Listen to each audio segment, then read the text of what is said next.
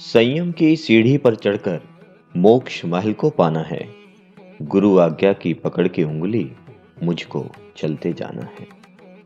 भारतवर्ष का स्वर्णिम इतिहास, इसमें निहित परंपराओं, संस्कृति और आत्मोत्थान के विलक्षण बल के कारण है। देह और आत्मा की भिन्नता, उसका पृथक्करण और सम्यक स्वतंत्रता में चिर स्थित होने की बात कहने वाली प्राचीनतम धारा है जिन धर्म। वर्तमान में जिन धर्म की पताका को विश्व के मानस पटल पर टंकित कराने में यदि कोई एक नाम है तो वो है परम तपस्वी आचार्य प्रवर 108 गुरुवर श्री विद्यासागर जी।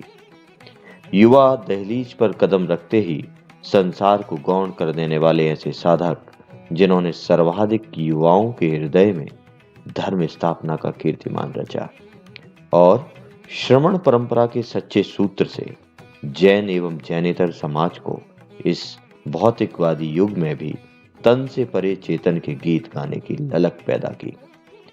नारी, जिसे समाज की विविध जिम्मेदारियों के बीच प्रथम पंक्ति में खड़े होने से रोका जाता रहा है, उसके आगम सम्मत सम्मान और आत्म कल्याण के उसके अधिकार को यदि वर्तमान में किसी ने सुशोभित किया तो वो सूरज है आचार्य श्री विद्यासागर जी महाराज, जिन्होंने 172 आरिकाओं को दीक्षा देकर जिन धर्म के मार्ग पर उन्हें प्रशस्त किया।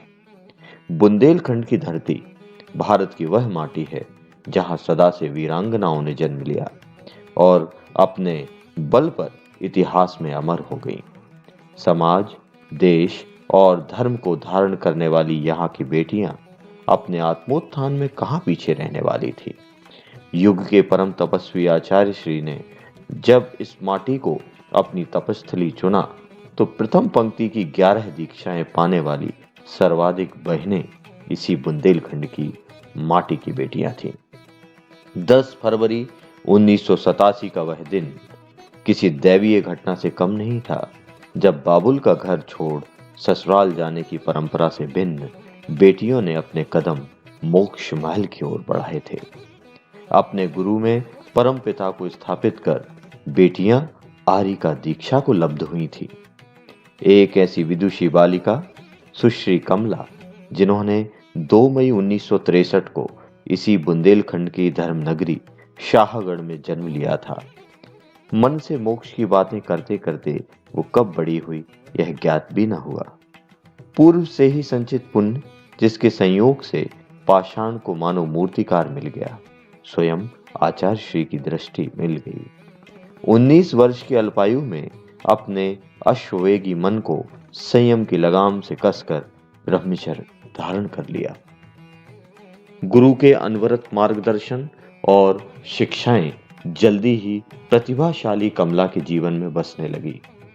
बसंत जब परवान चढ़ने को होता है और पतझड़ संसार की असारता का संकेत करने लगता है, उसी ऋतु के करवट लेते ही माघ शुक्ल की द्वादशी वह युति बनी जब पलाश के लाल रंग मानो आत्मा के रंग में रंग कर नैनागिर के पेड़ों और पहाड़ों पर छितर गए। गुरु ने दीक्षाओं के क्रम में 7वें स्थान पर आरिका दीक्षा से दीक्षित कर नाम दिया गुणमती। यथा नाम तथा लब्धि। यथा नाम तथा लब्धि को सार्थक करते हुए माने गुरुवर से ज्ञानार्जन में कोई कसर न छोड़ी। वीतरागी साधक, आत्मा में लीन, पैदल चलने वाले वो पुरुषार्थी होते हैं जिनके पास संयम उपकरण पिच्छी और कमंडल के अलावा कुछ भी नहीं होता। कठोर तप में रत मां की साधना में संबल भरते ही उन्हें संघ नायिका बन आरिका संघ को संचालित करने का अवसर मिला। अपने गुरु आचार्य श्री विद्यासागर जी और ज्येष्ठ आरिका मां गुरुमती माता जी के आशीष से धर्म प्रभावना की पताका फहराने आप कई नगरों और तीर्थ स्थानों पर प्रवास करते कभी नहीं थकी। समाज के बीच नगर नगर जहां पर भी आपका चातुर्मास होता, जहां पर भी आपका प्रवास होता, वहां की बालिकाएं, नवयुवतियां और हर आयु वर्ग आपकी छवि से इस तरह प्रभावित होते कि मन मोक्ष पिपासु बने बिना न रह सकता। आपकी प्रज्ञा की प्रबलता और प्रवचन की शैली कठिनतम धर्म आख्यानों को सरलतम शब्दों में बोधिगम्य बना देती। यह समय का सौभाग्य है कि उसके विराट भाल पर ऐसी ओजस्वी आत्माओं के दैदीप्यमान तिलक अंकित हैं। मां जिनवाणी की यह पुत्री पिछले 34 वर्षों से अनवरत साधना में रत रहकर बहुतायत संपर्क में आने वाले जीवों के जीवन में सकारात्मक परिवर्तन लाने में पूर्णतः सफल हुई हैं। हम सब उन्हीं पुण्य प्रबल जीवों का एक हिस्सा हैं। हम सब बुंदेलखंड और यह विशाल राष्ट्र आपका आभारी है मां। हम आपकी सफल अनवरत साधना के शुभेच्छु करबद्ध आपके चरणों में कोटिशाह बंदामी निवेदित करते हैं। बंदामी, बंदामी, बंदामी।